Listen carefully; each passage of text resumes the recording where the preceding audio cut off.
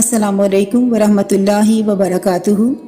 आज हम सफ़र रमज़ान की दूसरी सवालियाती नशिस्त का आगाज़ कर रहे हैं। आज का सवाल है,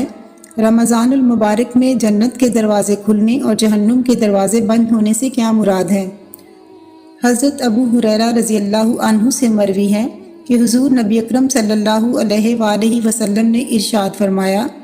जब रमज़ान शुरू होता है तो आसमान के दरवाज़े खोल दिए जाते हैं, और एक रिवायत में है कि जन्नत के दरवाज़े खोल दिए जाते हैं और जहन्नुम के दरवाज़े बंद कर दिए जाते हैं और शैतान जकड़ दिए जाते हैं। इस हदीस मुबारका की रोशनी में जन्नत के दरवाज़ों का खोला जाना और जहन्नुम के दरवाज़ों का बंद होना इस अमर की तरफ इशारा है कि रमज़ानुल मुबारक में ऐसे अमाल की तौफीक दी जाती है जो जन्नत में दाखिल होने और जहन्नुम से बचने का बायस है।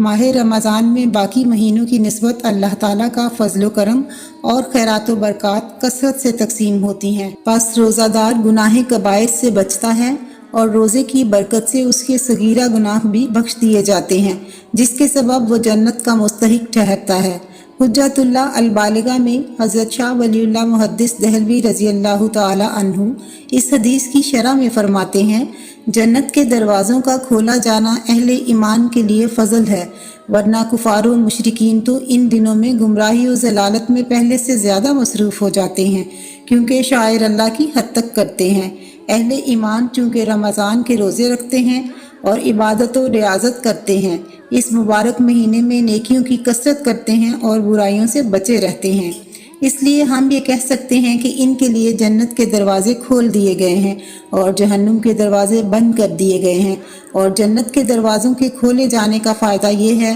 कि मलाइका रोज़ादारों के अमल को अच्छा जानकर उनके लिए जन्नत तैयार करते हैं, और ये अल्लाह रब्बुल इज़्ज़त की तरफ से रोज़ादारों की बड़ी इज़्ज़त अफजाई है।